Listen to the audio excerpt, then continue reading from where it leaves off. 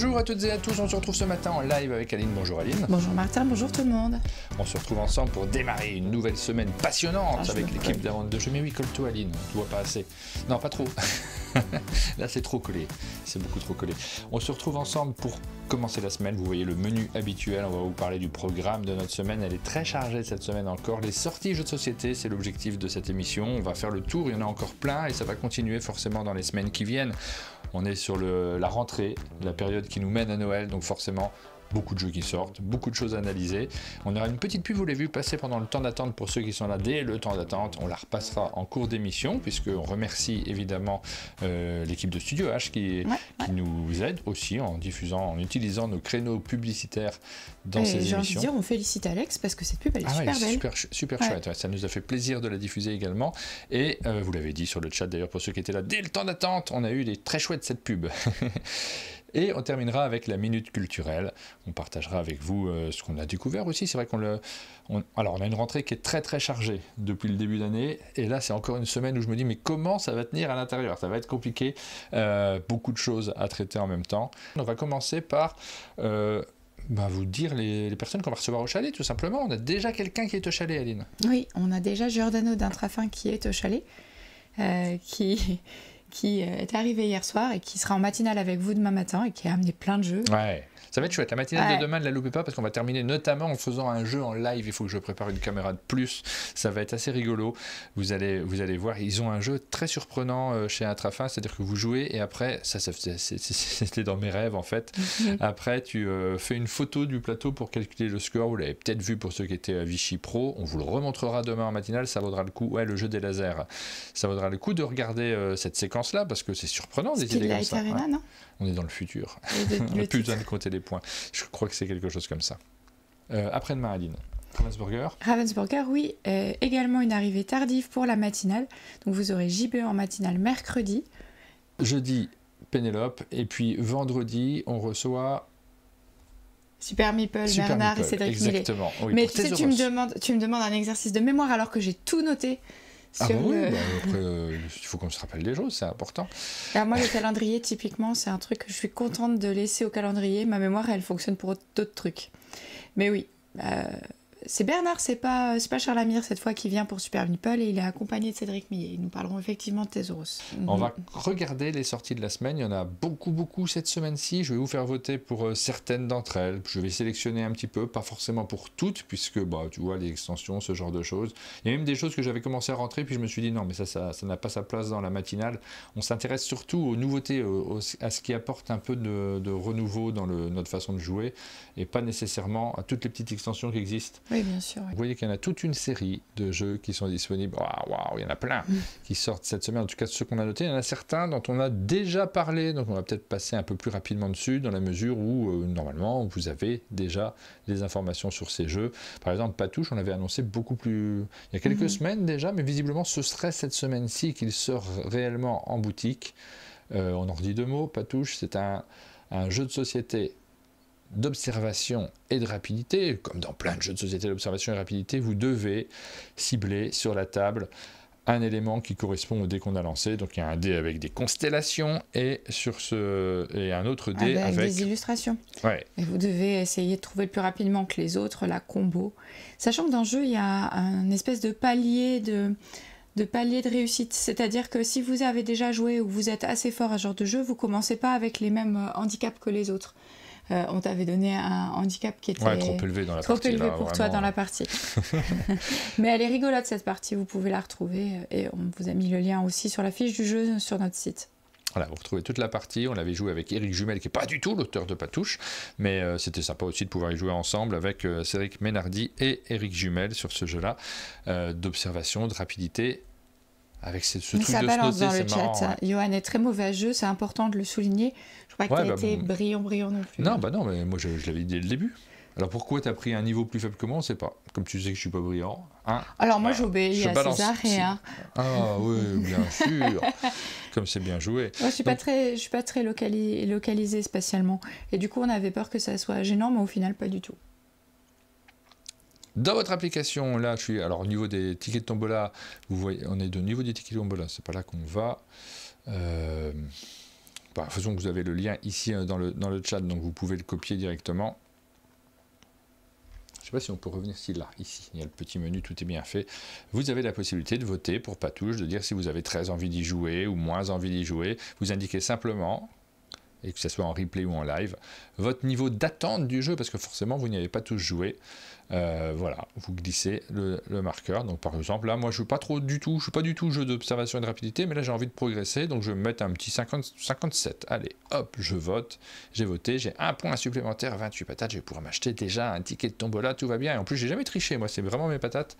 Je m'en suis pas rajouté manuellement comme Johan le fait très souvent pour son compte. Si j'étais à l'école, Patouche, c'est un jeu que je jouerais dans ma classe, je pense. Ah ouais, tu crois? Il y a la lecture des constellations rapides, plus chercher, c'est de la discrimination visuelle sur un secteur qui est assez large, parce que des cartes, il y en a pas mal sur la table. Oui. Ah ouais, ça crée des choses en discrimination, en rapidité, en lecture des constellations. Je pense que c'est très intéressant. Non, c'est pour moi. J'ai oublié de mettre le graphique. C'est posé sur mes feuilles, j'ai cru que c'était pour moi. Non. Alors, il faut que je remette le petit graphique qui s'affiche, parce que je suis étourdi. Est-ce que j'aurais trop de choses à préparer? Ouais, peut-être. C'est lequel, ce petit graphique?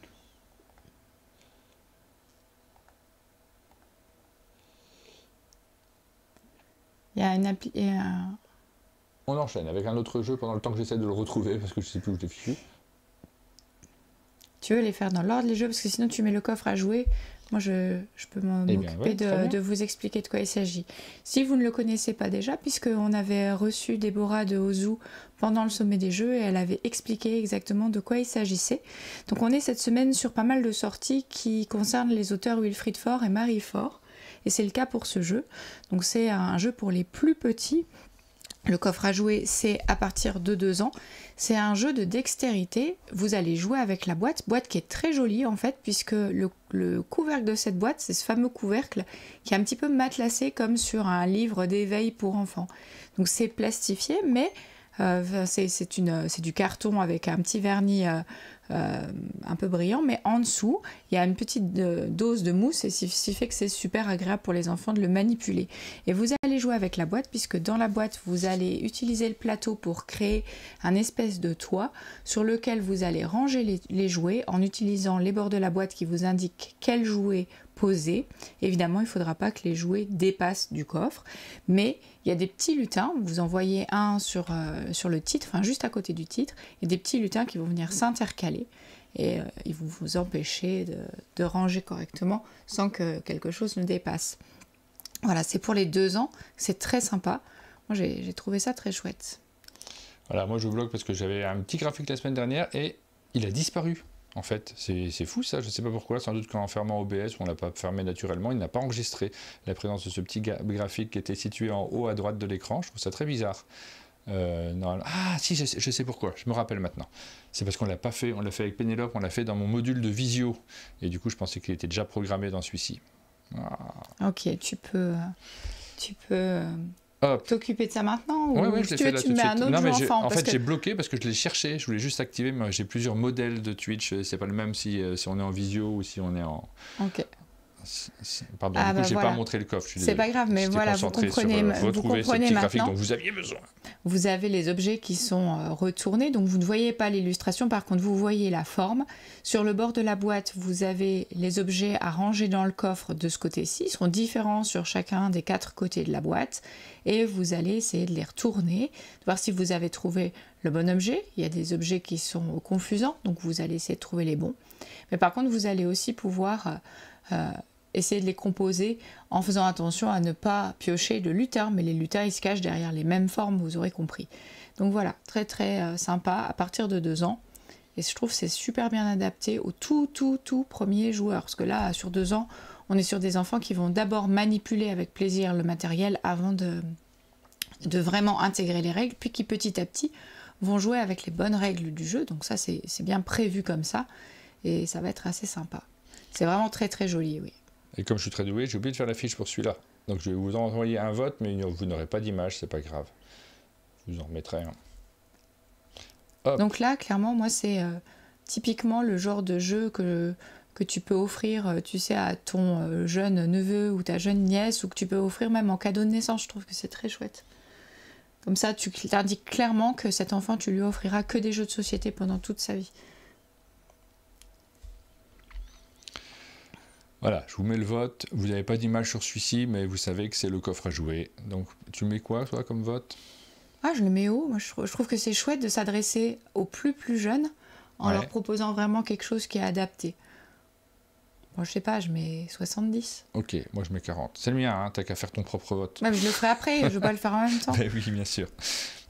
Voilà, pour ce jeu-là, on continue. Pardon, hein, pour ces moments de réglage, j'en ai toujours. Hein, moi, de toute façon, le temps de bien... J'essaie de tout bien faire, mais on se rend compte qu'on oublie les choses à chaque fois. Je vais revenir par le début, parce qu'en fait, j'ai fait l'ordre dans l'autre sens, et c'est un peu casse-tête de rechercher dans l'autre sens. Rex Britannorum, Britaroom, comment tu dis? C'est un UM. Britannorum. Ouais. C'est un gros jeu, hein, celui-ci, qu'on avait déjà présenté dans une précédente émission, il me semble, mais c'est cette semaine-ci qu'il sortirait. C'est un jeu de stratégie de placement pour 2 joueurs. On va jouer dans les... Forcément, là, on est sur l'Antiquité, et vous voyez la carte de l'Angleterre, comme son nom l'indique. J'ai dit un jeu de placement, de stratégie de placement, oui, c'est ça. J'ai pas grand chose à en dire parce que j'ai pas joué. Petite pause, Pierrot qui demande pourquoi il n'y a pas Miams dans les sorties, mais Miams, j'étais persuadée qu'il sortait la semaine prochaine. Ah bon? Moi je l'ai noté aussi pour la semaine prochaine, mais peut-être je me suis trompé. Il sort cette semaine, Pierrot, Miams? Bah dans ce cas-là, on va le rajouter. Ok, bah écoute, je l'avais semaine prochaine. Non, cette semaine. Ah oui, d'accord, bah, ça change tout, on va le rajouter, effectivement. Pardon pour cette surprise de dernière minute. Il faut que j'accélère sur la vidéo du coup, parce que moi j'ai pas eu le temps de la boucler en fin de semaine dernière. Ouh là là, plein de choses à faire en même temps. Ah, ce démarrage de semaine en fanfare.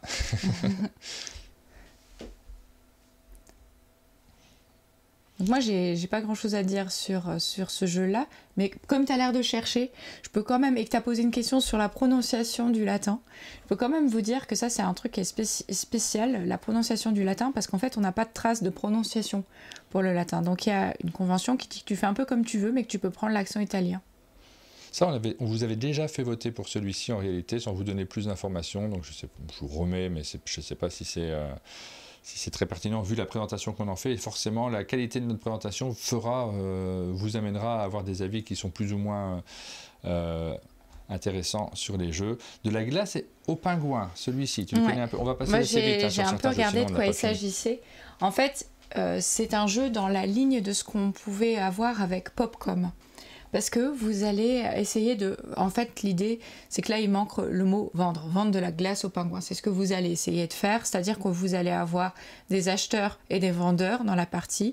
Vous allez devoir trouver des pitchs en prenant en compte les contraintes que vous aurez tirées pour vendre des objets improbables aux autres joueurs. Donc, vous avez des cartes avec des noms d'objets, avec des qualifiants. Donc par exemple un mouchoir troué, et vous allez essayer de trouver le meilleur argument pour vendre ce mouchoir troué aux autres joueurs. Voilà exactement de quoi il s'agit. Moi ça me fait penser, mouchoir en dentelle, bon, bref. Vous allez jouer à un jeu qui est dans la lignée de ce qu'on faisait en matière de petit pitch dans 20 balles pour ça ou dans Popcom. Je crois que je ne l'ai pas préparé non plus. Je ne sais pas ce que j'ai fait, je devais être un peu bourré hier.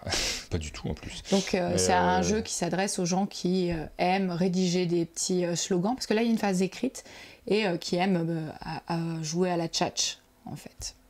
Bon, j'ai pas préparé le vote pour celui-là. Je suis un peu nul. Comment ça se fait que je suis nul comme ça? Hop. Comment il s'appelait? Il s'appelait De la glace aux pingouins. C'est un jeu top là, et il est distribué par Gigamic. Peut-être que j'avais pas prévu de m'arrêter dessus et que j'ai oublié entre-temps. Parce que effectivement, ça fait quand même pas mal de jeux à traiter, et en même temps, vous avez forcément des avis, surtout que tu l'as préparé. Donc, on peut vous faire voter pour celui-ci également. Hop, donc pas d'image, mais c'est pas grave.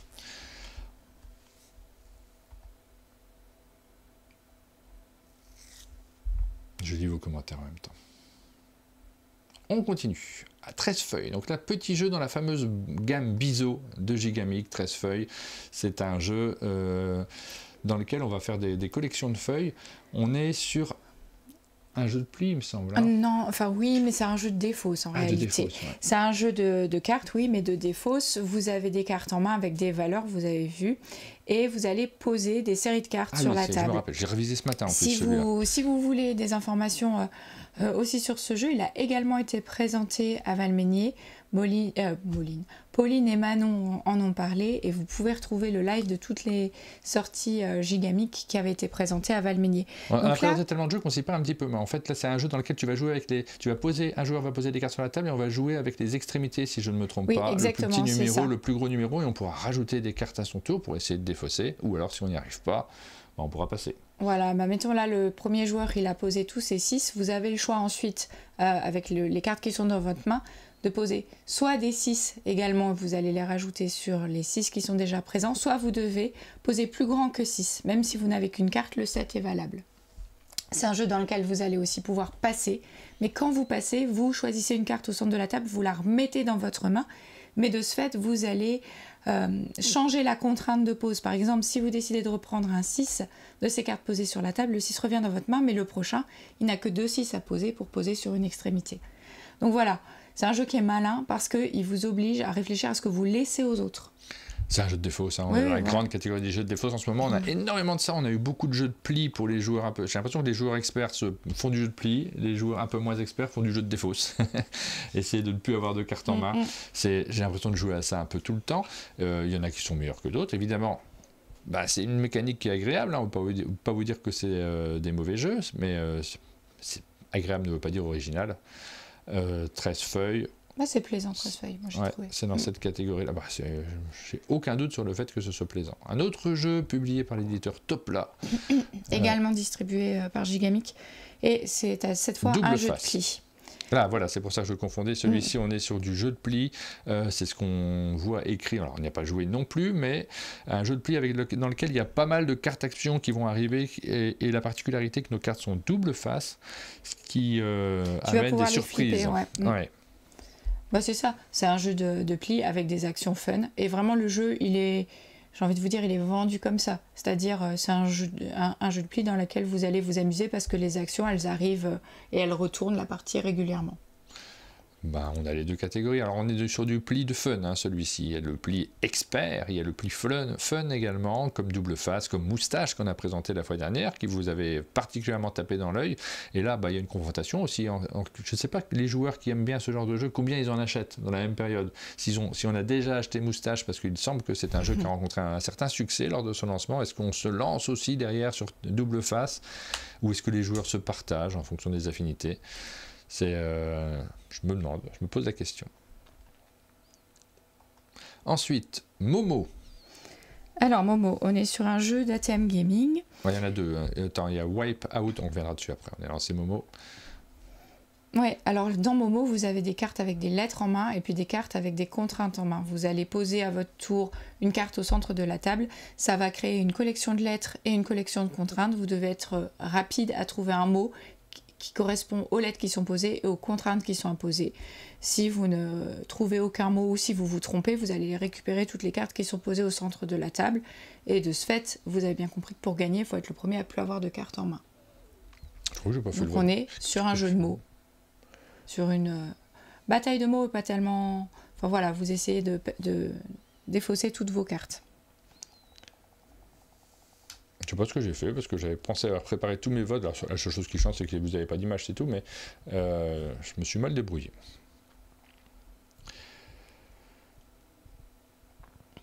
Donc Momo, vous avez un vote sans image. On continue avec Wiped... Comment tu le dis? Wipe Out? Wiped Out. Je pense qu'on dit comme ça. Donc sur ce jeu-là, faites équipe avec un joueur différent à chaque tour et travaillez ensemble pour deviner un mot secret. Alors on a des lunettes occultantes dans ce jeu pour essayer pour voir des mots que les autres ne voient pas forcément. Non, pas du tout, il n'y a pas de lunettes occultantes, c'est dans le thème. Alors, les lunettes occultantes cachent avec style la vue du devineur. Peut-être, mais en tout cas, c'est marrant, je ne le vois pas sur le matériel. Parce que de ce que je voyais, c'était... on écrit des mots, on va pouvoir en effacer. Donc, on a déjà vu ce genre de mécanique. Il va falloir faire deviner, par exemple, le jeu poupée. Voilà ce que j'avais compris. Mais en lisant le pitch derrière, j'entends parler de lunettes occultantes, mais je ne vois pas à quoi elles servent. Pour faire deviner le mot poupée, les joueurs ont écrit Barbie, jouet. Il y a eu 2 jouets, mais bon. Prétendez, ça veut dire quoi? Et mode. Je pense que c'est peut-être Pretender. Ah, pour Barbie. Ouais. Et donc, 2 mots ont été effacés. Et avec les 3 qui restent, faut essayer de deviner quand même. On a ce genre de jeu, un peu comme dans Just One, effectivement, mais avec un joueur qui essaie de mettre des bâtons dans les roues. Voilà ce que j'ai compris en voyant le matériel. Mais en lisant le pitch, là, je vois parler de lunettes occultantes. Bon. Les autres joueurs lui compliquent la tâche en efforçant jusqu'à 3 des indices. Ok. Peut-être il y a des lunettes dans la boîte, j'en sais rien. Il semblerait. Ça fait vraiment penser à Just One quand même, avec un twist, mais... Ah bah oui. Et donc ça, c'est quel éditeur? C'est Mattel qui fait ça. Ça, vous ne le trouverez pas forcément sur vos sites habituels, mais ça fait partie des sorties également annoncées par Pixie qui distribue du Mattel. Ensuite, on a Plan de secours. Alors, Plan de secours, vous allez... nous, on y a déjà joué. Parce qu'on y avait joué quand Yellow était venu au chalet. Donc dans Plan de secours, vous avez des petites tuiles avec des chemins. Vous allez chercher la sortie, vous allez poser les tuiles les unes sur les autres, donc vous écrasez ce qui a été précédemment posé et vous essayez de trouver le bon chemin. Une fois qu'on a terminé de poser des tuiles, on va dépiler et essayer de voir si effectivement avec le chemin construit, on arrive à sortir ou pas. Il y a des moments dans la partie où on va penser qu'on est perdu ou que le chemin ne fonctionne pas. Et on a une petite carte qu'on peut intercaler pour dire bah non, là je crois que vraiment ça marche plus. Donc on est dans un jeu coopératif, j'ai l'impression qu'il brille aussi la nuit, c'est ça? Oui, les lumières exactement, et c'est ça. Fluorescent. L'idée, c'est que ça fasse comme les indications les sorties, sorties et que ça brille quand on sort. Moi je trouve que c'est super rigolo, j'avais bien apprécié la partie, sauf que c'est un ça met en œuvre la localisation parce que vraiment il va y avoir des indications de direction et puis ça met en œuvre aussi la mémoire. Donc c'est rigolo mais ça peut aller du côté exercice pour certains joueurs. Moi c'est mon cas. Ensuite, Thunder Road, donc il y a 2 boîtes. On vous a déjà fait voter pour ce jeu quand on avait fait la matinale avant-première avec Guillaume. Vous en savez peut-être déjà plus maintenant. Votre envie a peut-être évolué entre-temps. On va vous faire revoter tout simplement parce que c'est cette semaine qu'il serait disponible en boutique. Vous notez bien l'utilisation du conditionnel parce que on se demande toujours, on n'est jamais sûr le lundi que c'est bien cette semaine-là que le jeu arrive, mais d'après notamment les sites de vente en ligne, Thunder Road de Vendetta arrive enfin, il est attendu, il est tellement attendu ce jeu-là, ce jeu de course et d'ambiance, parce qu'on a un jeu de course, on a plein de joueurs qui nous disent moi j'aime pas les jeux de course, j'ai pas envie de gérer les vitesses, accélérer, dépasser, profiter de l'aspiration, tout ça, c'est des trucs, on est dans le technique, on s'amuse pas. En fait. Mais il n'y a pas tout ça surtout, il y a vraiment ce côté de je tire dessus sur une case devant, on verra bien ce qui arrive, et donc une vraie simplicité dans les règles, même si ça s'adresse à un public de joueurs, évidemment, n'attendez pas d'y jouer à tout âge, une vraie simplicité dans les règles et en même temps beaucoup de fun autour de la table, beaucoup d'éclats de rire, et l'essentiel c'est pas comment bien jouer, quelle est la bonne stratégie, l'essentiel c'est ce qu'on va retenir, c'est les actions incroyables qui se sont passées, les prises de risque, allez je m'en fiche, je vais dans le mur puis on verra bien, je vais dans le sable, on verra bien si j'explose, et finalement des fois ça passe, des fois ça passe bien, c'est un indispensable. Moi je me rappelle d'une partie, Antoine Boza et Ludo Maublanc ont joué avec toi à Thunder Road Vendetta, ils m'ont proposé de faire la partie, et moi voyant que c'était un jeu de voiture et la taille de la boîte, je leur dis non c'est bon, je vous laisse faire, et en fait j'ai regretté toute la partie parce que je suis restée, j'ai regardé, j'ai regretté parce qu'en fait c'était juste fun et c'était tout ce que tu imagines vu la taille de la boîte et le fait que ce soit des voitures, mais en fait c'est pas le cas. Et vous avez juste génial. Une deuxième boîte, là, l'extension qui est disponible également. C'est quand même plus simple pour moi de présenter quand je connais les jeux, c'est fou, mais j'ai tout révisé avant. Et je me rends compte, là on l'a vu sur certains jeux, que déjà je les mélange au sein de la même semaine. C'est que je sais plus, attends, c'était lequel celui-là, c'est pas simple en réalité. Mais par contre, quand on a eu le plaisir de faire une partie, tout s'éclaire assez facilement. J'ai été très surpris cette semaine parce que je vois 2 jeux qui s'appellent Tag Team. Je me dis, waouh, c'est marrant, il y a déjà l'extension pour Tag Team, le jeu qui va sortir un petit peu en dessous là. Il est ici, le Tag Team qui est signé Corentin Lebras et Grisha German. On le connaît, on l'a présenté lors des Sabliers d'Or. Et là, hop, deuxième tag team. Celui-ci, je ne vais pas vous faire voter pour parce que c'est juste une extension. C'est une extension de Mindbug en réalité, mais qui s'appelle Tag Team. Et qui sort la même semaine que Tag Team. Pratique, hein. Je me demande combien de boutiques, combien de personnes vont se mélanger les pinceaux, parce que nous, on est très au fait des choses. Mais pour d'autres, c'est pas simple, en fait, d'avoir des jeux qui portent le même nom. Et en plus, la même semaine, le mode 2v2 de ce maintenant classique de Richard Garfield et de son équipe, parce qu'il n'est pas tout seul dessus. Il y a Christian Kundal, Martin Henweg et Scaf Eliaf. Ce sont les auteurs. Et donc là, il y a un mode par équipe qui sort également, des cartes supplémentaires. Voilà. Manquerait plus, ouais, c'est ce que j'allais dire. Manquerait plus que tu aies envie, en fait, de jouer à Tech Time. Parce que Tech Time, Tag Team, c'était déjà pas simple. Ah oui, c'est parce qu'on le faisait pendant les Sabliers d'Or, mais bon, moi, c'est pas le même nom. Non, c'est pas le même nom. Donc, je ne vais pas voter là-dessus, c'est juste une extension, l'information n'est pas essentielle. Ensuite, on continue avec City Tour. City Tour, on vous l'a présenté très tôt, c'est une semaine Sabliers d'Or, encore estampillé Sabliers d'Or. C'est un jeu de société coopérative, City Tour, signé Johan Benvenuto et Grisha German également. Alors, il a présenté 2 jeux lors des Sabliers d'Or, c'est rare, et ils sortent les 2 la même semaine. C'est rare aussi. Ça lui fait une sacrée semaine. Cette semaine, on a aussi 3 jeux de Wilfried et Marie-Fort qui sortent. Tu vois. Ouais. Donc, c'est illustré par Pauline Détra, et c'est un jeu dans lequel il va falloir faire le parcours du bus pour amener des passagers. Il y a un côté pick-up and delivery. On récupère des passagers, on les amène à leur destination. C'est très malin comme jeu. Il y a des petits scénarios à l'intérieur, des manches qui vont être plus ou moins faciles, des mises en place qui ne seront pas les mêmes à chaque fois. Il va falloir discuter vraiment autour de la table, essayer de bien calculer. On est vraiment dans du jeu coopératif dans lequel il peut y avoir d'ailleurs un effet leader, mais c'est pas forcément un défaut, parce que ce type de jeu finalement, on l'a bien vu lors des Sabliers d'Or, ils ont leur place, ils ont beaucoup de joueurs qui s'attachent à ce genre de jeu, et avec ce volet familial, très familial quand même malgré tout, il est accessible pour tout le monde. Mais il est malin, puis il a des magnifiques illustrations. Je pense que ça participe au plaisir de jeu aussi. Oui, c'est simple, mais avec les scénarios qui sont à l'intérieur, il va y avoir un vrai développement, et c'est de plus en plus complexe au fur et à mesure. Plus on avance dans le jeu, moins il sera facile d'emmener notre bus à destination. Les premiers scénarios sont très simples. Moi, j'aime bien cette progression dans les jeux de société. J'aime bien gagner, en fait. J'aime pas me retrouver directement, parce que pendant longtemps, on disait un bon jeu coopératif, c'est un jeu dans lequel vous perdez à la première partie, voire la deuxième, et que le défi est dur, et ce sera pas rapide de l'emporter. Moi, j'aime pas perdre. Ça m'est toujours très désagréable quand je perds très vite. Je me dis, j'aime bien que la difficulté arrive au fur et à mesure aussi, que ce soit graduel. Comme dans les jeux coopératifs pour enfants, c'est régulièrement graduel en fait. Yoann demande s'il y a des gens qui ont gagné des tickets de tombola, parce que vous avez une chance sur 100, mais comme tu vois, on a là sur les votes de la semaine dernière, on dépassait les 300 votes, on est parfois pas loin de 400 sur chaque jeu. Donc en réalité, il devrait y avoir des bien sûr. de gagner. Pas pour Amic en tout cas, pas de ticket pour Amic. Peut-être. Alors si tout le monde ne dit pas moi, dites plutôt si vous en avez gagné.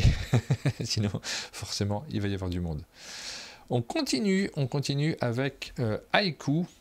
Qu'est-ce que c'est agréable de présenter des jeux qu'on connaît.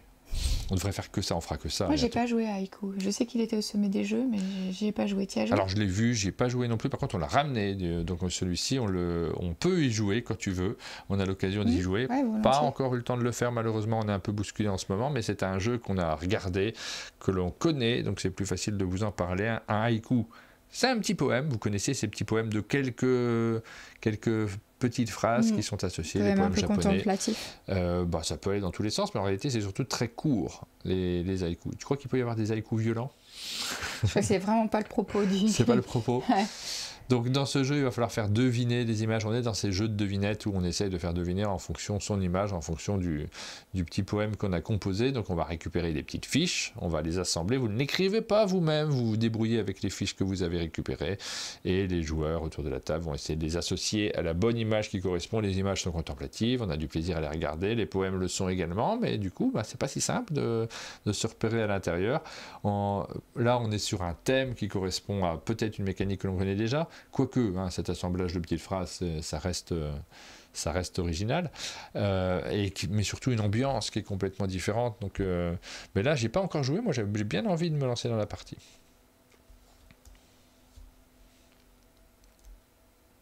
Je vous laisse voter pour Haïku. Pas facile, mais très poétique. Est-ce que c'est vraiment poétique? Ça, c'est une question que je me pose d'ailleurs, parce qu'on joue avec les poèmes, mais est-ce qu'on fait des poèmes? C'est pas la même chose. Tu veux dire comme dans Cyrano, où on fait des poèmes. Dans Cyrano, non, ça peut être poétique dans Cyrano, selon l'imagination des joueurs autour de la table. Moi, j'aime bien que tu écrives toi-même, en fait. C'est mon seul petit bémol. J'ai envie de jouer pour voir ce que ça va me procurer à moi. Je l'ai trouvé très agréable, le matériel est magnifique, nous dit Runner. Un Dixit poétique avec de belles cartes et une figurine en bois. Et un prix bas, nous dit Super Silas, qui est le vendeur en boutique. Là. Il nous fait tout l'argumentaire. Cyrano, c'est le meilleur jeu du monde. C'est vrai que Cyrano, c'est vraiment très très bien. Il faut regarder les estampes d'une manière différente parce qu'on joue sur les éléments air, vent, nous dit le terme ludique. Cyrano, le meilleur jeu du monde, c'est Ludo qui dit ça, c'est l'auteur. Je sais bien. Je sais bien. C'est pas parce que c'est l'auteur que c'est faux en même temps que c'est très bien. Osmosis, est-ce qu'on l'avait pas déjà préparé? Oui, vous en aviez parlé et j'étais pas là, vous en avez parlé parce qu'en fait, vous en avez peut-être parlé à l'occasion de discussions sur la maison d'édition Hopla. Je sais pas, il me semblait que tu avais déjà présenté la semaine dernière. C'est son dernier jeu. Et moi, j'étais contente de pouvoir en parler aussi parce que ce jeu, il a un mode de jeu dans lequel vous allez décrire une association entre plusieurs cartes et vous ne décrivez pas les cartes, vous décrivez seulement l'association dans ses idées et ce principe il a été inspiré par les théories d'une psychologue, une psychologue que l'histoire a un peu effacée et c'était ça la chose que j'aurais rajoutée quand vous en aviez parlé. On a dû en parler avec Pénélope, je pense, on avait déjà fait le vote la semaine dernière. Oui, les gens ont déjà voté, mais c'est pas grave, je rajoute cette petite couche culturelle sur le jeu. Donc je vous disais, il est inspiré de Sabrina Spielmann, c'est une psychanalyste russe et juive. C'est important parce que justement, elle était une proche de Jung et de Freud, mais ses idées ont été inspirantes, ça a marqué la psychologie, mais elle a été un petit peu oubliée par l'histoire. Elle va être cette psychanalyste assassinée par le régime nazi. Et toute cette histoire-là, toutes ces théories, tout ce qu'elle a apporté à la psychanalyse, c'est expliqué dans le livret de règles. Et c'est super intéressant, il y a pas mal de pages qui sont consacrées. Et le livret de règles revient également sur la façon dont le jeu a été édité, pensé par son autrice. Donc voilà, c'était un petit ajout que je voulais faire. Voilà, le principe du jeu, c'est de... Vous avez ces cartes que vous voyez avec des idées. Vous allez dans votre tête imaginer que par exemple la carte 1 va bien avec la carte 5 et vous allez dire moi j'ai une association de 2, c'est une association et là vous allez décrire votre association mais pas les cartes. C'est une association qui me paraît évidente, moi je la vois plutôt sur un plan médical, voilà. Sinon, ça ne ressemble pas à qui pourquoi. Je crois que c'est quand même très différent. Là, c'est simplement que on va aussi discuter de quelle carte on va utiliser. C'est-à-dire qu'autour de la table, on fait un tour de table. Les joueurs essaient de trouver la bonne association ensemble. C'est pas facile, hein, en réalité. Il faut vraiment être bien connecté. Et la première phase, après avoir regardé ces images, c'est de dire, à mon avis, on peut faire une association de 3 images. Ou de dire, non, à mon avis, on peut faire une association de 2, moi j'en vois 2. Ou alors de dire, moi je vois 2 paires. Et on va choisir de jouer sur une en association entre les joueurs. Et après seulement, on dévoile les numéros qu'on a attribués pour ces associations en essayant d'avoir les mêmes que nos partenaires de jeu. Ce n'est pas forcément le cas. Ah bah nous, on a raté lamentablement à chaque fois. Ensuite, alors le jeu suivant. Alors Sabrina Spielmann, c'est pas du tout Sabrina Spielmann, mais effectivement, bravo pour le... Green Manor, donc je crois Ghost Manor, on l'a déjà présenté également celui-ci. Alors on en a parlé lorsqu'on a évoqué la Boludique à Valménier. Et oui, vous avez déjà fait les votes parce que j'en ai déjà entendu parler dans une matinée. Celui-ci, on a déjà voté pour ce jeu-là également. Donc simplement, je dis, c'est plutôt cette semaine-ci qu'il sortirait. On l'avait annoncé plus tôt, mais ça, c'est juste pour le signaler. Plutôt cette semaine-ci, allez, hop, on enchaîne. Donc jeu enfant dans lequel vous allez jouer un peu les Ghostbusters en essayant de collecter des fantômes dans votre sac à dos. Ouais. Je le dis rapidement quand même. Je ne vais pas vous faire revoter à chaque fois pour les mêmes jeux chaque semaine, c'est bien de changer aussi quand même. Parlons plutôt de... Alors celui-ci, je ne le connais absolument pas, donc ça va passer très vite. J'ai essayé de lire le pitch, de chercher des règles, mais je ne les ai pas nécessairement trouvées. Vous voyez même la page. Ne se cherche pas, c'est bien la preuve que c'est un jeu très inconnu. Ça s'appelle La Cour des Mirages, si je ne me trompe pas sur le titre. La Cour des Mirages, ouais, c'est ça. Il s'affiche vraiment pas ? Pourquoi il ne s'affiche pas ? Hop, on actualise. Le voici. Donc il y a plein de cartes dans ce jeu. Je peux pas. En plus, je l'ai révisé avant pour me dire qu'il faut quand même que j'arrive à en dire quelque chose, mais vraiment trop de jeux, donc on les oublie au fur et à mesure quand on n'y a pas joué. Intrigue et trahison et coup de théâtre.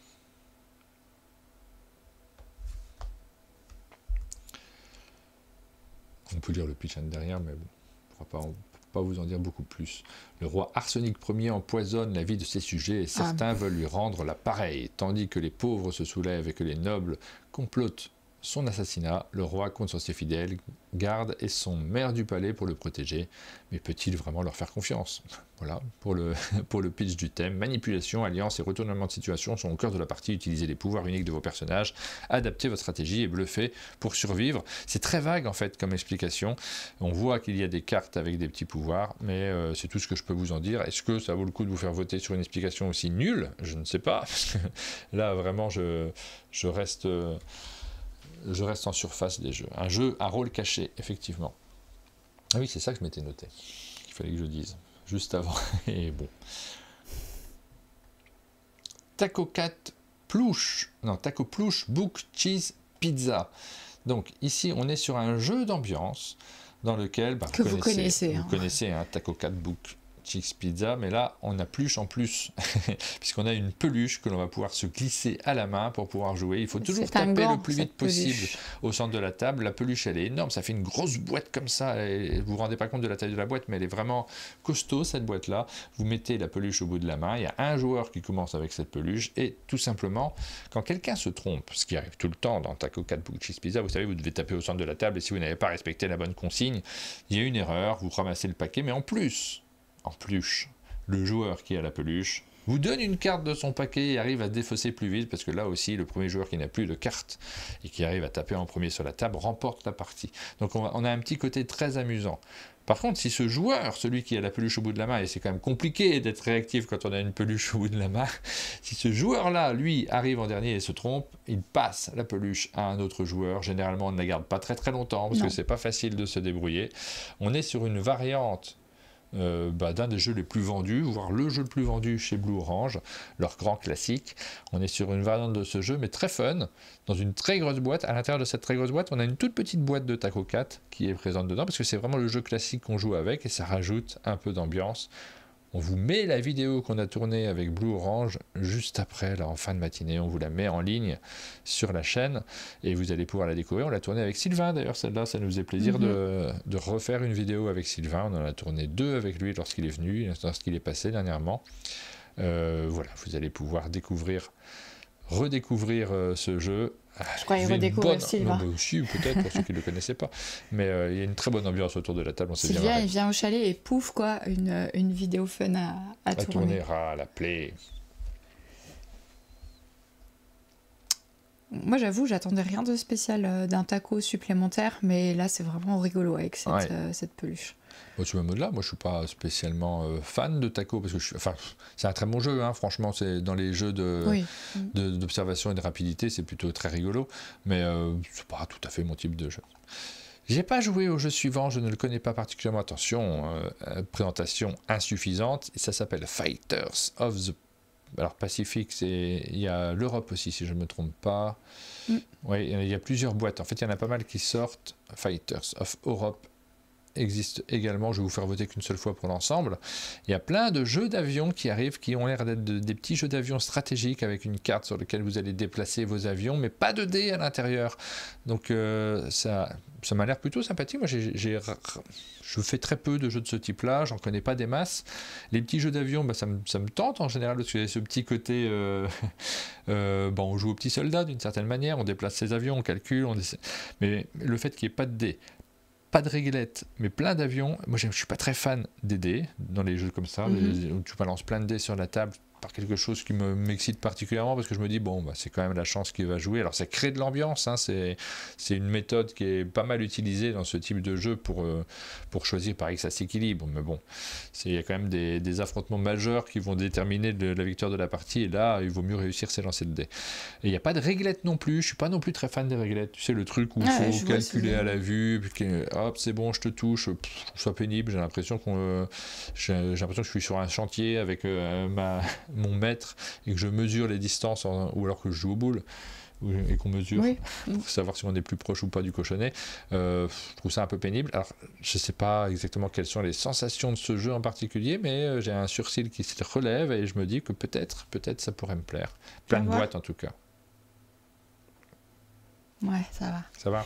Ah, Purple Chewy a gagné un ticket de tombola. Oh, bravo, gratuit, hein, tu vois, tu as économisé 20 patates. Donc voilà, ça s'adresse, on le voit sur les petites stats qui sont en haut à droite de l'écran. Vous êtes déjà 38, 39 à avoir voté, peut-être 40, 44. Oh là là, c'est fou. Mais surtout, c'est les joueurs experts. La couleur violette, c'est la couleur des experts qui sont le plus intéressés par ce jeu-là en particulier. En tout cas, il a de meilleures notes chez les experts. La comparaison de c'est un mémoire 44 pour avion me paraît... Ouais, c'est beaucoup du dé. Hein, plutôt dans l'intention, oui, ça paraît exactement ça. Mémoire 44 qui a droit à une nouvelle version. Je me souviens que c'est aussi cette semaine, je ne l'ai pas noté parce que là, on est sur la réédition. Nouvelle version de Mémoire 44 qui arrive en boutique. Ensuite, on a Oh My Socks qui sort cette semaine également, donc qui arrivera en boutique rapidement. Donc là, on est sur un jeu dans lequel on s'offre des chaussettes entre les joueurs. Mais attention, il faut réussir à faire des paires. Et il faut réussir à faire des paires exactement. Si vous avez une paire à la fin de la partie, vous allez marquer des points de victoire. Si par contre vous en avez 3, c'est la catastrophe. Là, ça marche pas parce que 3 chaussettes, qu'est-ce que vous voulez en faire? En mettre une à une main? Ça marche pas. Donc là, vous ne scorez pas du tout au point de victoire. 7 points pour ces 2 chaussettes bleues, 2 points pour ces 2 chaussettes beiges, et là, 0 pour les chaussettes jaunes. Il faut absolument éviter de le faire. Mais vous vous en doutez. Vous n'allez pas tout maîtriser dans ce jeu parce que les autres joueurs autour de la table jouent également. Ils vont vous faire des beaux cadeaux de temps en temps. Ils vont vous offrir cette paire de chaussettes magnifique, cette chaussette toute seule qui ne va pas du tout dans votre tableau et qui vous casse tout. Donc c'est un jeu de tableau, de collection, de cartes, mais un jeu d'ambiance également qui paraît donc dans la fameuse gamme auréolée d'un As d'or cette année, puisque dans cette gamme-là, on a Odin qui a remporté l'As d'or. C'est chez Helvétique toujours dans cette petite gamme Pocket. Donc c'est un jeu qui est signé par Antoine Boza et Théo Rivière. Vous pouvez voter pour ce jeu, des grands noms, et illustré par Camille Chaussy. On vous l'a présenté dans une vidéo, d'ailleurs on ne l'a pas mise là, sur la fiche. Mais... on ne va pas faire des blagues de nom de famille, mais... Pardon? Camille Chaussy. Ah, Camille Chaussette, ouais. Super. Ouais, pardon, j'ai une blague de CE1, mais... Troisième boîte de Guilty, Fontainebleau cette fois-ci. Alors c'est ce jeu d'anglette assez exigeant parce qu'il prend pas mal de temps. Alors l'exigence, elle tient aussi dans le temps de concentration qu'on peut avoir autour de la table. 180 minutes, j'ai noté. Ça peut durer 3 heures une partie de Fontainebleau. Plongée dans l'univers sombre et fascinant de la cour royale de Fontainebleau. Il y a une conspiration qui a lieu. Je vous lis le pitch parce qu'en fait l'aspect historique est assez important aussi. René Bianchi, parfumeur de Catherine de Médicis. C'est nous, hein, on interprète René Bianchi, je lis dans le désordre, donc du coup mes phrases n'ont pas beaucoup de sens. Vous devez faire appel à votre flair, ça tombe bien si on est parfumeur, à vos connaissances médicales et à votre goût pour les intrigues afin de découvrir ce qui empêche la princesse héritière de concevoir un héritier, et ce, rapidement. Disons qu'on a un rôle à jouer, il faut qu'on aide la princesse à avoir un héritier. J'en suis. Alors, hop. On active le vote pour Guilty Fontainebleau, vous allez pouvoir voter pour ce jeu. C'est la troisième boîte, ceux qui ont joué aux 2 premières j'imagine et qui l'ont beaucoup aimé parce que c'est un jeu qui a vraiment séduit les joueurs. Hein. Vous êtes nombreux à avoir adoré la complexité, la richesse de ces enquêtes également. C'est un travail dingue pour l'auteur Johan Servet qui travaille sur ce jeu et qui se lance donc dans une troisième boîte. Après la question c'est... Est-ce que, si on n'a pas fait les précédents, est-ce que... Bah non, c'est des one-shots. Oui, on peut se lancer dedans, mais généralement, souvent dans ce genre de jeu, c'est le cas pour Backstory, tu peux les faire séparément, et on dit souvent, faites-les séparément, d'autant plus que, bon, selon votre nature, vous n'allez pas aimer forcément les mêmes boîtes, mais en réalité, on se rend compte que les troisièmes se vendent nécessairement beaucoup moins bien que la première. C'est souvent ceux qui ont adoré les premiers qui continuent. Rachel fait partie de ceux qui ont adoré les premiers, elle nous le dit sur le chat. Merle nous dit je suis arrivé un poil tard, pouvez me dire si le jeu Oh My Socks est déjà sorti? A priori non. Alors après les sorties helvétiques ça va se répartir dans le temps dans vos boutiques. Si vous achetez en boutique, peut-être qu'elle ne sera pas là cette semaine. Vous pouvez poser la question à votre ludicaire de savoir quand il le commande, quand ça arrive. Nous on vous annonce une date de sortie, mais ce n'est pas forcément celle que vous constatez dans vos boutiques. Hop, je vais fermer quelques fenêtres parce que j'ai plein de fenêtres ouvertes et je commence à plus m'y retrouver. Je commande tout ce que je fais. Hein. C'est intéressant ce que dit Rachel. Elle dit que son ordre de préférence à elle, c'est la boîte 2, la boîte 3, puis la 1. Ah, elle a déjà fait la 3? Oui, elle t'a dit, elle l'a fait hier. Ah oui, j'ai pas tout lu. Je lis le chat, mais en diagonale. Est-ce que tu aimes le rock, Aline? Oui, alors on a une discussion avec Jube à propos de ce jeu qui était présenté à Vichy et qui sort cette semaine et que Jube a. Et qu'il a probablement acheté chez Devir directement. Oui, je pense Rock Hard 1977. Parce que nous, ça nous hype. Et la grande question qu'on se posait, c'est mais à qui appartient ce postérieur qu'on voit sur l'image? Quel chanteur des années 70 peut l'avoir inspiré? Et on avait une petite question. Moi, je disais peut-être Jim Morrison. Il me disait pas du tout Robert Plant. Et je pense que c'est lui qui a raison. Bah, Jim Morrison, il n'a pas les cheveux orange. Non, il a les cheveux bouclés aussi quand même. Et c'est une question d'inspiration. Ouais. C'est forcément que l'illustrateur, il fait pas forcément tout tel quel. Mais enfin bref, voilà, on est très hypé parce que vous êtes un musicien et vous avez 1 an pour acquérir le plus de notoriété possible et le jeu va jouer là-dessus. Vous allez être dans un jeu de planification où vous essayez d'être le meilleur rocker des années 70. Mick Jagger nous dit... je crois que c'est vraiment Robert Plant, on a cherché, on a comparé. Mick Jagger avec la guitare? Non, c'est... Vous voyez moins avec la guitare. C'est bien Led hein. Zeppelin, en fait. On pense que c'est bien Led Zeppelin qui est l'inspiration première de... Alors, c'est un jeu de gestion. Moi, j'y ai pas encore joué. On y jouera peut-être en fin de semaine. Ce sera l'occasion de se faire un réel avis sur ce jeu-là. C'est difficile d'en parler comme ça parce que quand on lit la descriptive d'un jeu de gestion, on voit souvent des mécaniques que l'on connaît, qu'on a déjà vues, et c'est leur imbrication qui va faire que ça sera plus ou moins intéressant. Ça se joue en 9 manches. C'est ça qui est intéressant. Chacune représentant une journée type d'un mois de l'année 1977, d'avril à décembre. Donc la période pendant laquelle il y a des concerts, ce genre de choses. Et c'est le fait de se plonger dans une autre époque aussi qui est drôlement sympa. Mais Devir choisit souvent des thèmes, cet éditeur de jeux choisit souvent des thèmes qui sont chouettes en fait, qui nous font envie, qui changent aussi de l'ordinaire dans des jeux qui ne sont pas nécessairement des jeux très accessibles non plus. Ah, parce que là on est sur du jeu expert en fait. Ah bah oui, ouais, complètement. Ouais. Donc, c'est pour le thème qu'on a envie de se plonger dedans. Ce que proposait Jupp, c'est d'en parler vendredi soir en Twitch. On va voir si on valide ça, mais clairement c'était ce qu'il espérait faire. Ouais. Bah voilà. Oui, Arvenson, pareil, dit c'est Mick Jagger, mais il est pas roux, il a pas de guitare. En fait, c'est pas lui, quoi. Mais non. Jim Morrison n'est pas guitariste non plus. Non, mais ça on sait. C'est juste sur les cheveux et la dégaine. Est-ce qu'il y a de la drogue et du sexe dans ce jeu pour être réaliste? Mais non, mais vous faites ce que vous voulez après en y jouant, ça c'est autre chose. Je crois que quand on dit ce genre de phrase à l'oral sur YouTube, tu n'as pas les mêmes publicités autour. Ah. Tu es démonétisé. Bon. C'est toi qui fais. Hein. Tant pis pour nous. Hein. C'est non, parce que quand je regarde d'autres vidéos, moi j'ai la flemme de le faire, mais quand je regarde d'autres vidéos, les gens ont bipé les termes. Tu n'entends pas les mots. Je ne sais pas combien de fois il faut les dire pour que ça pose problème. Evergreen, donc on est sur un jeu d'Almar Art, si je ne me trompe pas sur le nom de l'auteur. Un jeu qui commence à avoir quelques extensions, il y en a pas mal il me semble, dans lequel vous faites pousser des arbres. C'est un jeu un peu abstrait quand même dans l'ensemble, dans lequel il faut bien réfléchir à comment on organise ces plantations, comment on les fait pousser. Il y a matière à réflexion. C'est l'auteur de Photosynthesis et les deux jeux se ressemblent un peu chez des éditeurs différents. Evergreen, c'est publié par Horrible Guild, Gigamic en version française. Photosynthesis, c'est Blue Orange, je ne sais pas s'il est toujours au catalogue. C'est très joli. On place des petits éléments sur son plateau, on essaye de faire pousser, on essaye de calculer au maximum. Là, c'est une petite extension qui rajoute des arbres, des cerisiers à l'intérieur et des pousses de bambou aussi. Je ne sais pas si c'est pousses de bambou, des bambous tout simplement. Voilà pour ce petit jeu, si vous aviez. Alors j'imagine que ça s'adresse essentiellement à ceux qui ont déjà la boîte de base et qui sont intéressés pour rajouter une surcouche stratégique. J'avoue, c'est rare que j'ai envie des extensions de ce type de jeu. Moi. Souvent, je ne joue pas suffisamment pour les avoir, pour en avoir fait le tour. On continue avec Uno Zero. Est-ce qu'on fait voter pour Uno Zero? Bon, je ne sais pas si ça vaut la peine. Donc, nouvelle version du Uno. On va passer très rapidement dessus avec des petits éléments en plus. On passe directement à Star Explorer. Star Explorer, c'est un jeu dans lequel on a une petite roulette dans laquelle on va noter des constellations Et le matériel est sympa en lui-même. Il date un petit peu ce jeu, mais j'ai vu plein de jeux Queen Games arriver parce que peut-être il y a un changement de distributeur. Il y a un moment où c'était Atalia qui distribuait. Est-ce que c'est toujours Atalia? Je suis pas sûr. Ça c'est peut-être passé ailleurs. J'ai pas tout suivi, hein, pour tout vous dire. Mais la semaine dernière, on a vu du New York arriver. On a vu une nouvelle version aussi j'ai vu du Alhambra.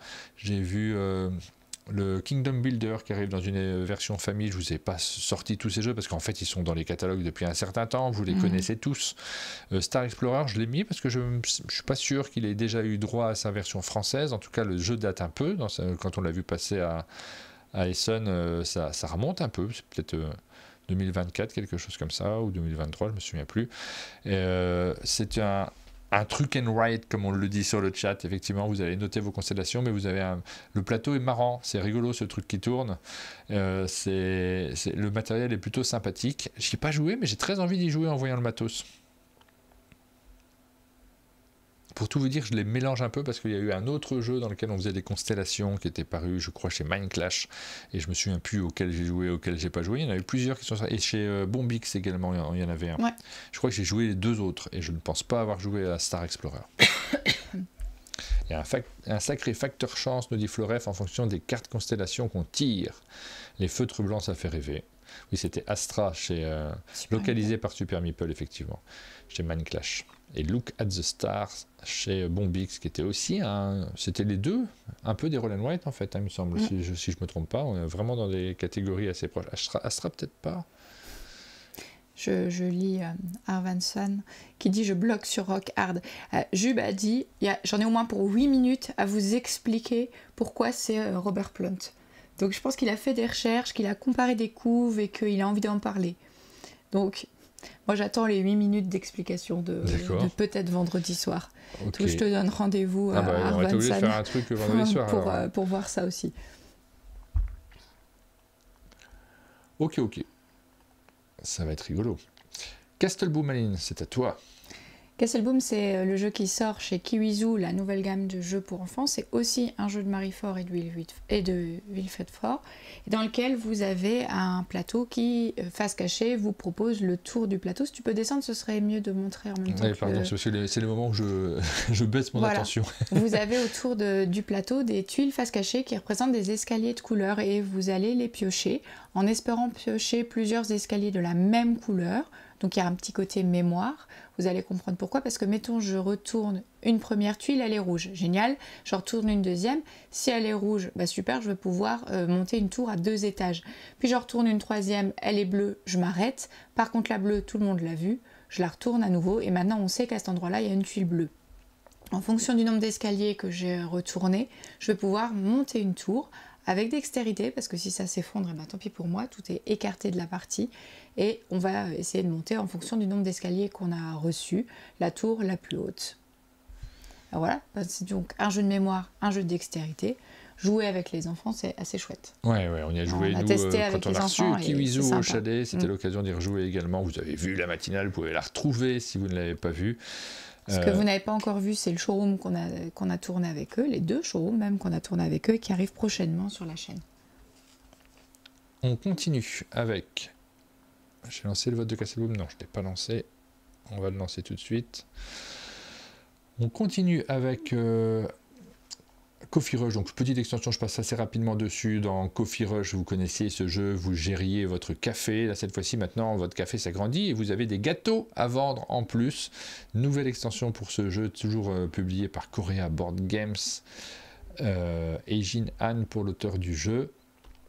Voilà, pas grand chose à en dire de plus, c'est pour forcément les personnes qui ont adoré le premier jeu et qui ont envie de jouer. Il a eu une bonne cote d'amour, il me semble, sur Coffee Rush, on en a pas mal entendu parler autour de nous.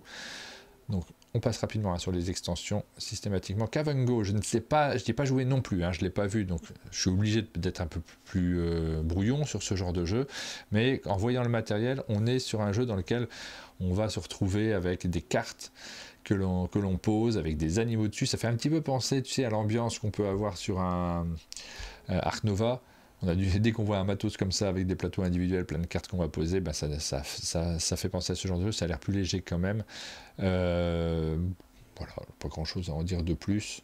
sur ce jeu-là, 1 à 5 joueurs, 45 minutes, à partir de 10 ans. Donc ça donne aussi le type de jeu, on est plutôt dans l'initié. Vous effectuerez des choix de plus en plus difficiles, élaborez une stratégie complexe pour l'emporter. Introduisez un maximum d'animaux dans votre réserve naturelle, participez à des projets de recherche, accomplissez des objectifs personnels. Ça ne nous renseigne pas énormément. Non, l'image fait penser à un mélange entre... Enfin, un mélange, c'est pas le cas forcément, mais je pense aussi à Sur les traces de Darwin quand je vois le petit plateau personnel sur lequel tu agences des animaux. Carcassonne, maire et messager, je ne pouvais pas voter pour ça, c'est une petite extension. J'ai toujours un doute sur est-ce que c'est une relocalisation parce que tout a été revu aussi sur les Carcassonne, il me semble. Il y a eu des nouvelles boîtes et j'en ai vu passer plein. Et celle-ci, il m'a semblé que c'était plutôt une nouveauté, mais je ne suis pas sûr à 100%, donc je l'ai marqué dans ma liste. Je ne pouvais pas voter dessus. Mon premier unlock, Histoire de canard. On en a parlé la semaine dernière. On en a parlé avec Benoît, Inès et Johanna quand ils sont venus au chalet. Donc là, on est sur une version pour les plus petits, dès 4 ans, de Unlock Kids. Donc c'est déjà une déclinaison de Unlock. Et cette fois, on est sur le cran inférieur en termes de difficulté. C'est un jeu dans lequel il va y avoir des énigmes, mais des énigmes dont la logique est plutôt narrative et visuelle. Si tu peux descendre, ça me permet de vous montrer des choses. Donc vous avez un pion, Bernard. Bernard, on le connaît parce qu'il était dans Unlock Kids. C'était dans la première boîte qu'avait ce héros. Et Bernard, il va vivre 3 aventures.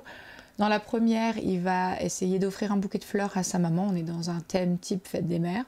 On a une deuxième aventure où c'est Halloween. Il faut trouver un copain à déguisement, des bonbons. Et la troisième histoire, il fait un voyage à Paris. Et là, c'est l'occasion de prendre le métro, prendre le train. Et à chaque fois, on va en jouant composer devant les enfants. Ils composent devant eux un puzzle. Et sur ce puzzle, il y a plein de petits détails. Et d'ailleurs, ces petits détails, je ne vous en dis pas plus, mais je pense que vous aurez peut-être deviné, à la fin de chaque aventure, il y a une surprise pour les enfants, un petit bonus sur ce puzzle qui a été composé. Et on va jouer, alors vous voyez, les symboles de mon premier unlock sont ronds. Ça a été testé, éprouvé pour coller à l'ergonomie qui est nécessaire à des enfants de 4 ans. En fait, les symboles, vous allez les composer en mettant Bernard du côté je me promène ou du côté je ramasse, et il y a un demi-cercle que vous allez composer avec les autres symboles qui sont présents sur les cartes et sur les tuiles. Voilà pour... Donc ça, j'ai mis des photos en dessous. C'est un jeu qui a été largement testé et retesté avec les petits testeurs du chalet, des enfants dont l'âge était celui de la boîte et qui n'avaient jamais joué, pour certains d'entre eux, à Unlock Kids. Il sort cette semaine, donc on vous fait voter pour Miams également. Je l'avais noté la semaine prochaine, je suis vraiment nul. Miams, vous allez pouvoir voter pour ce jeu. C'est le jeu de Yams, comme vous l'avez compris, qui sort chez Kif Édition, qui est signé par Jules Messot, illustré par Ben Renaud, très joliment illustré par Ben Renaud. Trop bien Miams, nous dit Mélodie Leblond. Dans ce jeu, vous allez essayer de faire des combinaisons avec vos dés pour marquer un maximum de points de victoire. Le nombre de points de victoire que vous marquez va augmenter au fur et à mesure de la partie et vous devez atteindre, il y a un but, c'est d'atteindre les 50 points, si je dis ça de tête, mais si ma mémoire est bonne, le premier qui a 50 points va l'emporter. Alors ce qui est très marrant, c'est qu'on va récupérer des cartes au fur et à mesure de la partie qui vont enrichir nos capacités au début. On ne peut pas faire grand chose, on lance juste les dés et on se débrouille avec ce qu'on a pour essayer de s'améliorer, on marque 1 ou 2 points, puis après, plus tard, on va marquer davantage de points parce qu'on a une carte qui nous fait un effet spécial en fonction d'une phase des dés. On va être de plus en plus fort, voir des cartes qui paraissent complètement buggées quand elles arrivent sur la table en disant mais c'est beaucoup trop fort ça, puis surtout avec ta combinaison c'est incroyable, tu vas tout de suite gagner, tu te retrouves à marquer non plus 1 ou 2 points mais 5, 6, 10 points d'un coup, voire au dernier tour vous pouvez avoir des tours où vous marquez 50 points d'un coup, ce qui est l'objectif du jeu, c'est-à-dire si votre combinaison est tellement forte sur la fin que ça arrive à peu près à tout le monde en même temps. Elle dit que c'est Comboland. Ouais, c'est ça, il y a de plus en plus de combos, c'est de plus en plus fort. J'attends avec impatience la vidéo, nous dit Damien. T'étais dessus, Damien ? Oui, écoute, on l'a fait arriver cette semaine, la vidéo. On est à la bourre, surtout là en ce moment. Voilà, il y a cet effet qui est très agréable qu'on a vu dans des jeux vidéo aussi, de je combote de plus en plus, je me développe, j'ai l'impression d'avoir des pouvoirs de super-héros en cours de partie, c'est vraiment marrant. Un jeu qui donne la pêche. Yamatro en quelque sorte, nous dit Jules Saint-Jean. Oui, il y a un peu de ça, effectivement, dans les sensations, mais dans la mécanique, il n'y a rien à voir. 42 cartes uniques à l'intérieur de ce jeu. Mon taux de hype, il est assez haut. Hein. Sur Miams, mais t'as déjà joué, toi? Ouais, mais oui, mais je vais pas voter. Mal, même. Je vais voter derrière. Ouais. Ensuite, qu'est-ce qu'on a? On arrive sur la fin. On a Bug Run. Bug Run, vous avez déjà vu la vidéo. Quand vous ouvrez la fiche, la vidéo est prête. Vous pouvez la regarder de nouveau. On vous invite évidemment à ne pas louper la... Je me souviens plus, c'était la 34e minute où il se passe un truc fou dans cette vidéo. Je dis ça de tête, mais alors si je me rappelle des minutes... T'as pas le nom des minutes? J'ai pas le nom des minutes. Elles n'ont pas de nom, les minutes. Elles ont des numéros souvent, mais elles ont assez... On devrait leur donner des noms. Roger, pour minute 32, ce sera dur à tenir. Ouais. Bug Run, vous êtes parti dans un donjon, vous explorez un donjon et vous essayez de vous en sortir, surtout parce que c'est plutôt ça l'objectif du jeu. Il y a des monstres horribles. La thématique du jeu, vous incarnez des petits insectes. Et ces monstres, c'est des rongeurs, c'est des petits animaux qui sont pas très dangereux pour nous humains, mais alors pour les petits insectes, c'est la catastrophe. Et c'est un jeu d'ambiance aussi, parce que en se déplaçant de case en case dans les différents couloirs du donjon, le nombre de places sur le plateau est limité. Donc sur la première case, il n'y a que 3 places, et si vous jouez à 4, la 4e ne pourra pas s'arrêter sur cette place-là, il ira peut-être sur la suivante.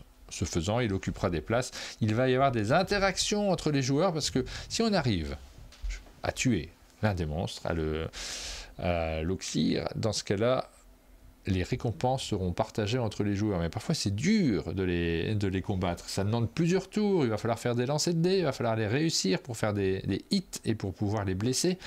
Le premier joueur qui arrive sur une carte à son tour, il va essayer de l'abîmer un petit peu. Le deuxième joueur va venir l'aider. Puis à 2, ils vont s'y mettre. Ils vont lancer des dés. Il reste une place. Le troisième joueur arrive juste pour obtenir les récompenses. C'est injuste, mais c'est rigolo. Puisque de ce fait, il y a vraiment des joueurs qui en profitent de la situation pour se dire ok, j'arrive, oh vous l'avez tué, bon on partage. Et ça c'est assez marrant. Il y a de l'ambiance. Ouais, il y a vraiment de l'ambiance autour de ce jeu. Il y avait vraiment de l'ambiance dans la vidéo. Est-ce que c'est la 34e minute? Est-ce qu'on lance? Oh, on n'a pas de pub, ça tombe bien. On va pouvoir la lancer. Je tente la 34e minute pour essayer de voir ce moment incroyable. Je me souviens plus trop, en vrai. On va pas se regarder une vidéo en direct, c'est compliqué, mais on a tellement de plaisir à les réaliser, à vous les proposer, une certaine fierté aussi. Moi, je suis très content, notamment quand on a des règles qui sont bien propres, bien faites. L'un des objectifs que j'ai pour les prochaines semaines, c'est je sais pas si j'y arriverai, mais de vous faire un catalogue de règles où on peut vous renvoyer en vous disant, là c'est bon, il y a un peu le label à monde de jeu d'une certaine manière, vous avez les règles très très propres, vous pouvez les regarder. C'est pas le cas de toutes nos vidéos, parce que ça va dépendre aussi de nos invités, de la façon de présenter les jeux. Par exemple, la semaine dernière, on a fait la vidéo de limite. Là, la règle, elle est un peu diffuse dans la partie, donc on n'est pas dans un format où on peut, en 5 minutes, se réapproprier le jeu. Moi, j'ai monté la vidéo de Tulico et j'étais impressionné par la fluidité de l'explication de Thibaut. Ouais. Ça, parfait. Ouais, voilà. Il y a certaines règles où là, tu te dis, c'est super pratique, puis d'autres, c'est moins. Bon, je ne veux pas te la 34e, elle a laissé un petit peu de temps, mais tac, tac, tac, tac. Est-ce qu'on ne peut pas voir comme ça? C'est trop... Ah, si, c'est là. Je l'ai vu. Est-ce qu'on arrive à le voir? On a le avancé de 10. On a combien là?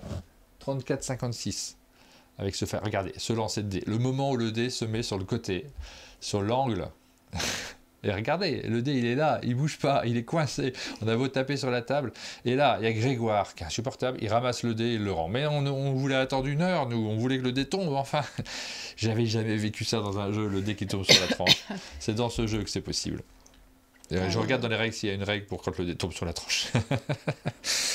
Voilà. Allez voir le jeu, on s'est vraiment bien marré.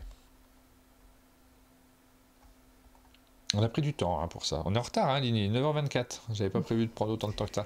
Tout petit jeu Piazza, donc qui sort dans cette micro-gamme, les petites boîtes en fer dans lesquelles vous avez des petites tuiles. C'est Game Factory qui le fait, qui propose ces jeux-là. C'est distribué par BlackRock aujourd'hui. Et moi j'ai pas joué encore à celui-ci. On l'a, faudrait qu'on y joue, mais j'ai pas encore eu le temps de faire une petite partie. Vous êtes dans cette catégorie des jeux de poche, généralement très simples, très accessibles. Qu'on glisse vraiment, parce qu'ils sont tout petits, et en plus comme la boîte est solide, vous pouvez l'emmener avec vous partout.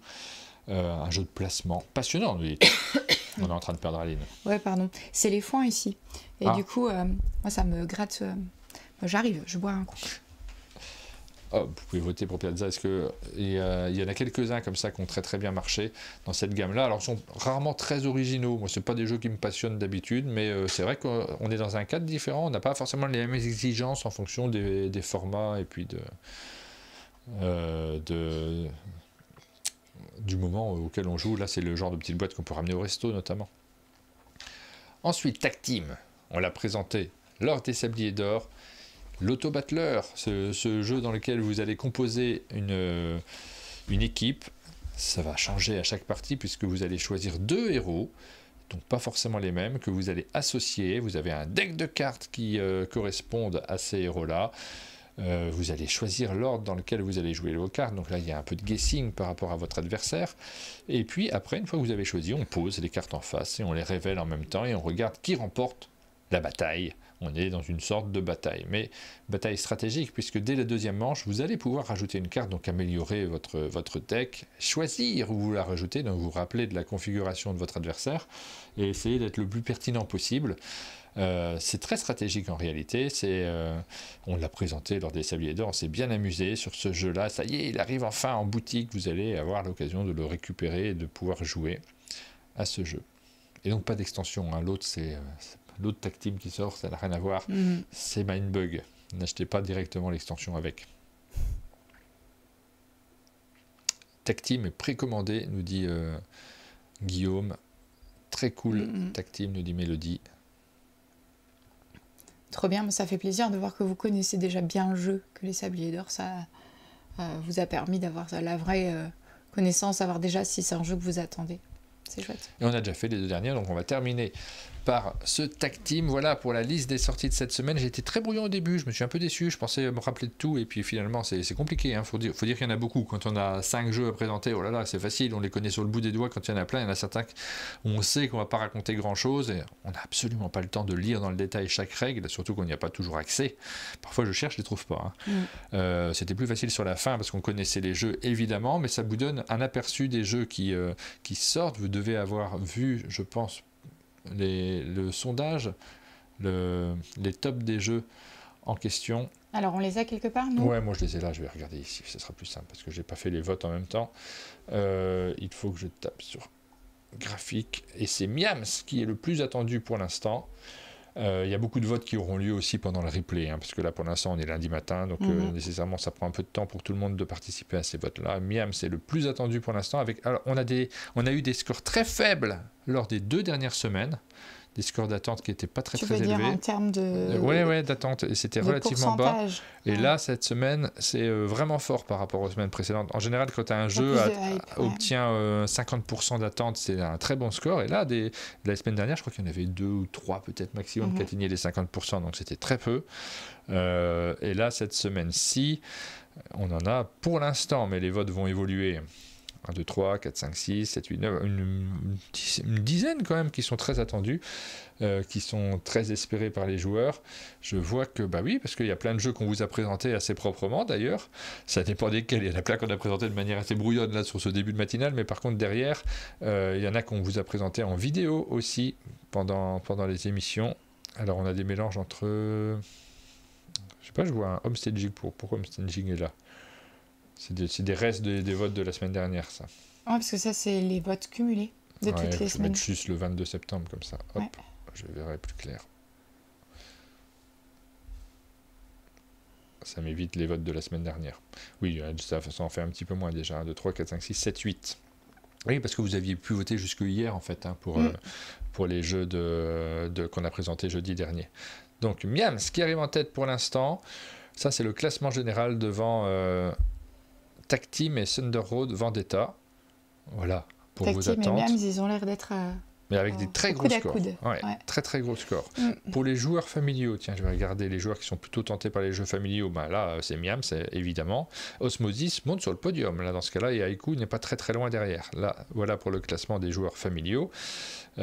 Ensuite, chez les joueurs initiés, bah, là, on a souvent le classement général, hein, donc ça ne change pas énormément, mais on voit des jeux qui remontent, qui sont un peu plus experts. Et chez les joueurs experts, c'est Thunder Road Vendetta qui est le plus attendu, mais on a Rock Hard 1977 ou Guilty qui monte assez haut dans le classement également, forcément. Voilà pour vos sondages, vos attentes par rapport au jeu qu'on vous a présenté cette semaine-ci. On fait une toute petite pause publicitaire juste avant la minute culturelle. Ouais. Allez, c'est parti.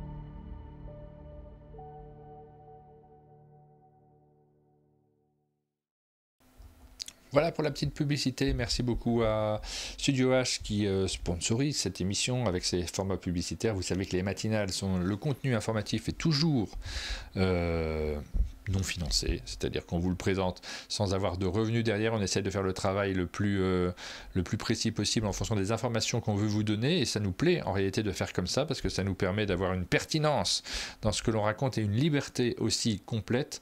Mais par contre, on s'est dit, ce modèle-là, on va essayer de le financer de deux façons différentes. La première, c'est par vos abonnements. C'est pour ça qu'on crée plein de choses sur cette rentrée-ci, pour aussi que vous ayez du contenu qui vous plaise, qui vous intéresse. Et la deuxième, c'est par les publicités. Et là, c'est plus compliqué parce qu'on essaye de trouver toujours des personnes pour nous soutenir, pour avoir des contenus qui soient intéressants. En même temps, Aline, elle vient d'avoir une demande de notre fille d'urgence de lui donner un code pour son école, donc elle s'est absentée, mais elle revient tout de suite. On en vient à la petite minute culturelle de fin d'émission. Moi, je vais commencer, du coup, je vais vous présenter... Alors j'ai pas lu beaucoup, j'ai acheté des bandes dessinées. Vous vous dites là depuis la rentrée on nous parle très peu de bandes dessinées, mais si, j'en ai acheté, j'en ai ramené, j'ai pas eu le temps de les lire. On est vraiment sur un mois très très chargé, le mois de septembre, avec un casse-tête en permanence de comment on fait pour se débrouiller, pour tout réaliser dans les temps, pour pas trop déborder. Il est 9h32, je déborde bien ce matin, c'est pas idéal. Par contre, il y a un truc donc je vous parlerai de bandes dessinées plus tard, quand je les aurai lues. Je suis tombé sur une chaîne YouTube, je me suis dit tiens, je vais partager une chaîne YouTube avec vous parce qu'elle m'a bien plu. C'est la chaîne de Benoît Lecor. Peut-être vous la connaissez, c'est un journaliste qui débute quand même et qui réalise des vidéos dans lesquelles il suit des personnes. C'est bon, t'as trouvé? Ouais, mais il n'y a pas ce qu'elle voulait. Ah mince.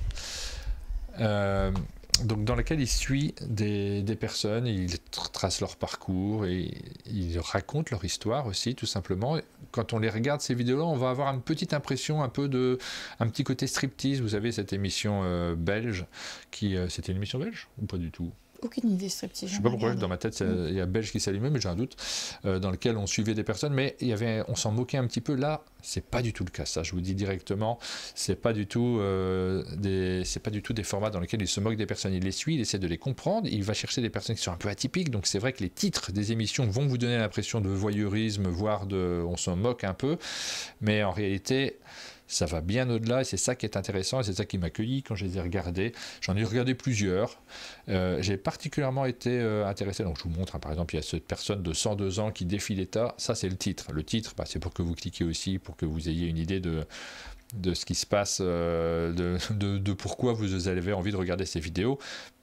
Forcément, il y a toujours un petit côté un peu racoleur dans ces titres-là. Par contre, je vais enlever le compteur de vote. Par contre, derrière, non, il y a une vraie histoire. Cette personne de 102 ans, c'est quelqu'un qui a été envoyé au travail forcé en Allemagne pendant la guerre et qui, pendant des années, donc, il a été d'une certaine manière privé de sa liberté, même pas d'une certaine manière, très clairement. Et il essaye d'être indemnisé d'une manière ou d'une autre. Pour ça, il ne doit plus rester beaucoup de personnes d'ailleurs qui sont dans cette situation. Et donc, il avait un procès en cours. Et on le suivait. Ouais, c'est intéressant, c'est vraiment intéressant, puis de le voir, puis de l'écouter, puis de se replonger aussi dans sa vie, ses expériences. C'est passionnant à suivre, franchement. La dernière émission, elle m'a bien cueilli, celle-ci aussi, La vraie vie d'un vieux con. Donc quand vous voyez le titre, vous dites, oh, on va se moquer de quelqu'un. Et effectivement, quand on lance la vidéo, qu'on commence à regarder cette vidéo, on voit une personne qui vit dans son camping-car, qui aime bien emmerder le monde autour de lui. C'est le bon terme. Il y a une séquence très rigolote qui met en introduction de la vidéo dans laquelle il roule à 2 à l'heure et qui compte les voitures qui le bloquent derrière lui, tout content, en disant, 17, record battu. Ouais. Il y a un côté quand même marrant comme ça. Mais très vite, on va au-delà. On se rend compte que ce titre, il l'a peut-être choisi dans un second temps, mais que ça va au-delà et qu'on essaie de comprendre pourquoi cet homme est là, qu'est-ce qu'il attend. La fin de du format m'a accueilli aussi, et pourquoi je vous le cite, c'est parce que des fois, on regarde des séries télé, on les enchaîne, on enchaîne les épisodes, et puis il ne nous reste pas grand-chose.